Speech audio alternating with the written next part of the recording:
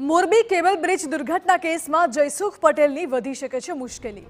હાઈકોર્ટે જયસુખ પટેલ સામે કન્ટેમ્પ્ટ કેમ દાખલ ન કરવી તે અંગે ખુલાસો માંગ્યો છે। ગુજરાત હાઈકોર્ટે ઓરેવા કંપનીને બેદરકારી બદલ નોટિસ ફટકારી છે। અહીંયા સંતાકુકડી નથી રમવા આવ્યા, તમે દર વખતે આ જ કરી રહ્યા છો તેવું હાઈકોર્ટનું કહેવું છે। પહેલા કહેવામાં આવ્યું કે એમડી જેલમાં છે, હવે અન્ય બહાનાબાજી કરવામાં આવી રહી છે। મૃતકો અને પીડિતોને આપવામાં આવનાર વળતર મામલે હાઈકોર્ટ સખત નારાજ છે। સુઓ મોટો અરજીની સુનાવણી છે, કંપનીને સાંભળવા બંધાયેલી નથી તેવું કહ્યું છે હાઈકોર્ટે। વધુ જાણકારી આપી રહ્યા છે સંવાદદાતા રોનક। જયસુખ પટેલની મુશ્કેલી વધી શકે છે, શું છે વિગતો?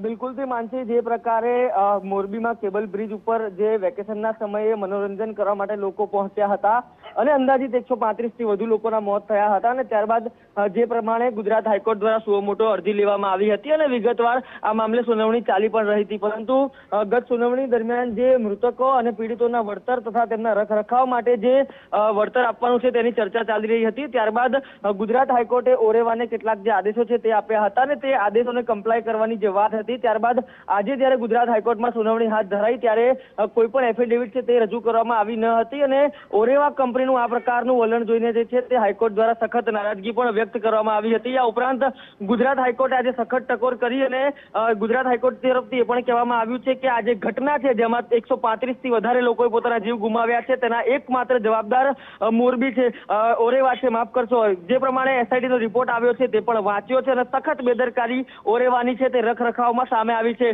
જે પ્રમાણે એલ્યુમિનિયમ સેક્શન જે છે વપરાશમાં લેવામાં આવ્યા હતા તેના કારણે પણ જે બ્રિજ છે તે પડશે જ તેવું નક્કી હતું, તે પ્રકારની પણ જે ટિપ્પણી છે તે કોર્ટ દ્વારા કરવામાં આવી છે। મહત્વનું છે કે જે પ્રમાણે મૃતકો અને પીડિતોને વળતર આપવામાં આવે તે ઉપર પણ એક ચોક્કસ વલણ સ્પષ્ટ કરવા માટે કહેવામાં આવ્યું છે। અત્યાર સુધી વિવિધ બહાના કરવામાં આવ્યા કે ઓરેવાના એમડી જેલમાં છે, કોઈ નિર્ણય લઈ શકાતો નથી, પરંતુ હવે સુપ્રીમ કોર્ટના નિર્ણય બાદ તે એમડી છે તેઓ પણ જેલની બહાર આવી ચૂક્યા છે।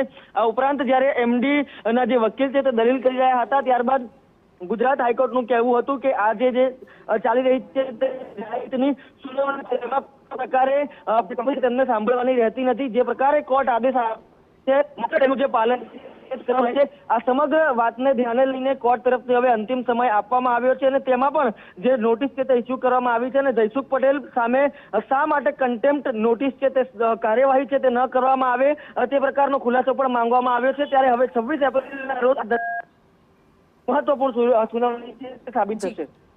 જી રોનક, બિલકુલ આભાર આપનો। એટલે કોર્ટે કહ્યું છે કે સુઓ મોટો અરજીની સુનાવણી છે, કંપનીને સાંભળવા માટે કોર્ટ બંધાયેલી નથી, તમારે માત્ર કોર્ટના હુકમનું પાલન કરવાનું થાય છે। અત્યાર સુધી ઓરેવા કંપની કોઈ સખત પગલાં નથી લીધા। આ ઘટના તમારા કારણે થઈ છે, મોરબી પુલ દુર્ઘટનાના જવાબદાર તમે છો તેવું પણ હાઈકોર્ટે ટાંક્યું છે। અમે એસઆઈટીનો રિપોર્ટ વાંચ્યો અને સખત બેદરકારી ધ્યાને આવી છે। જે રીતે સમારકામ કરવામાં આવ્યું પછી નક્કી જ હતું કે બ્રિજ તૂટશે, આવું પણ હાઈકોર્ટે કહ્યું છે। મહત્વનું છે કે 26 એપ્રિલના રોજ વિગતવાર સુનાવણી હાથ ધરવામાં આવશે।